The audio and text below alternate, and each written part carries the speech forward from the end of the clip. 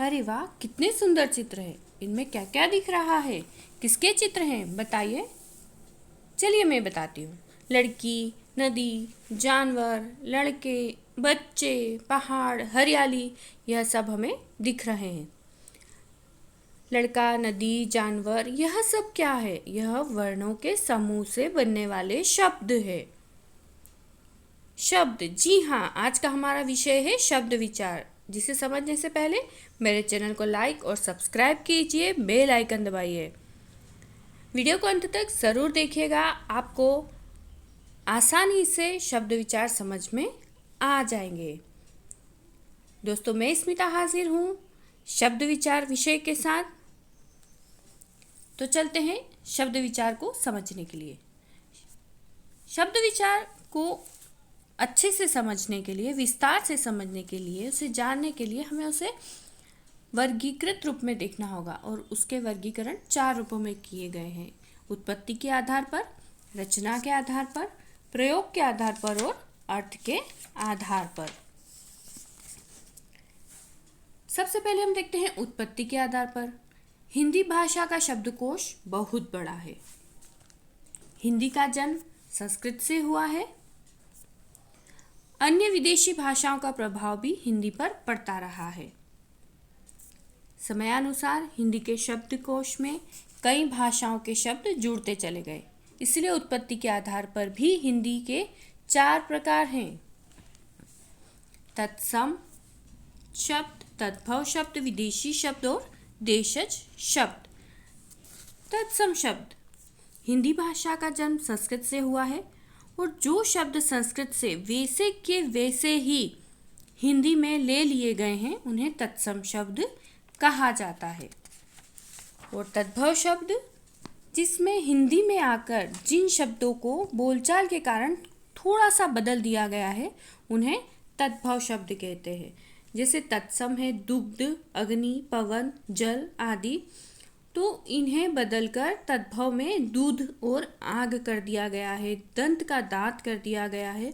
इस प्रकार तद्भव शब्द में थोड़े से बदलाव किए गए हैं और तत्सम में संस्कृत से शब्दों को वैसा का वैसा ले लिया गया है। तत्सम और तद्भव शब्दों को मैं इस प्रकार आपको बता रही हूँ, आप चाहें तो इन्हें लिख भी सकते हैं।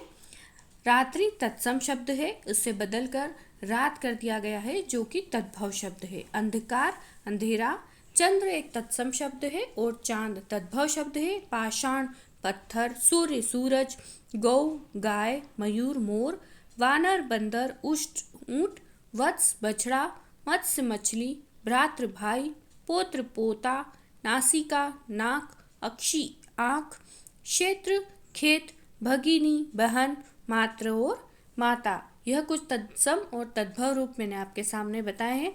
यदि आप किसी और शब्दों का भी तत्सम या तद्भव रूप जानना चाहते हैं तो प्लीज़ मुझे कमेंट कीजिए। अब ये विदेशी शब्द। विदेशी शब्द कई भाषाओं से हमारे हिंदी में आ गए हैं, जैसे अंग्रेजी से, फारसी से, तुर्की से, अरबी से और फ्रेंच से। अंग्रेजी भाषा से आए हैं स्टेशन, कार, स्कूल, डॉक्टर आदि कई शब्द। फारसी भाषा से किताब, चश्मा, ज़मीन जैसे शब्दों को लिया गया है।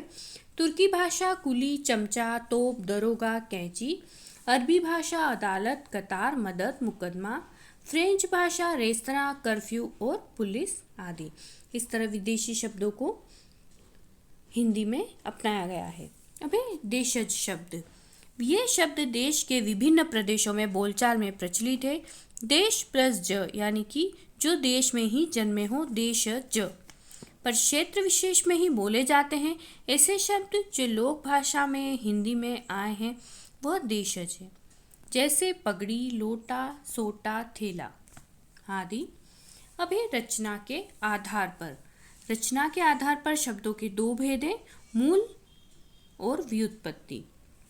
मूल को रूट भी कहा जाता है। जिन शब्दों का अर्थ एक रूप में स्थिर हो जाता है, फिक्स हो जाता है, जो परंपरा से एक विशेष अर्थ देते आ रहे हैं, जिन्हें अलग अलग करने पर भी कोई अर्थ नहीं निकलता है, ऐसे शब्द रूढ़ या मूल शब्द कहलाते हैं। जैसे कुर्सी, महिला, झंडा, रात, दिन आदि। व्युत्पत्ति के आधार पर भी इसके 2 भेद हैं, यौगिक और योग रूढ़।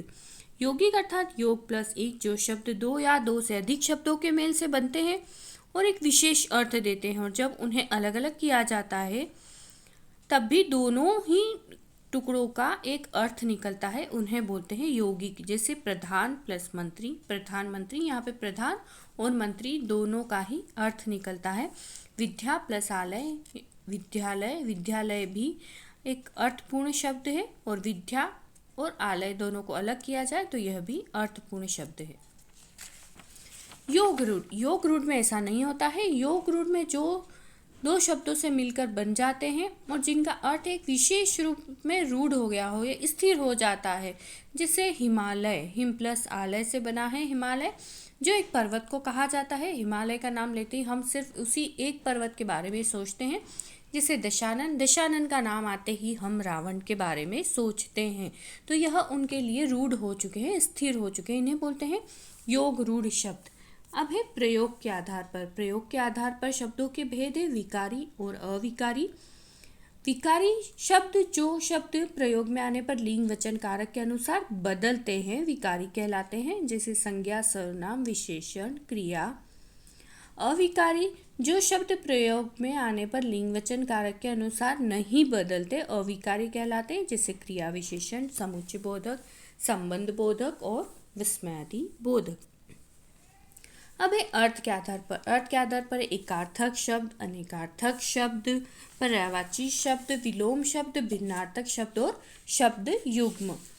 इन्हें विस्तार से जानने के लिए आप मेरी अगली वीडियो को ज़रूर देखिएगा, जिसमें मैं अनेकार्थक शब्द और एकार्थक शब्द, पर्यायवाची, विलोम और भिन्नार्थक सभी को विस्तार से बताऊंगी और कई शब्दों को उदाहरण के रूप में आपके सामने लेकर आऊँगी। इसी के साथ हम अपने विषय को यहीं समाप्त करते हैं।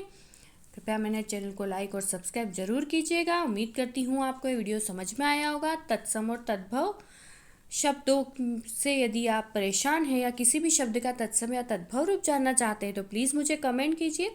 इसी के साथ इजाज़त चाहूँगी। धन्यवाद, नमस्कार।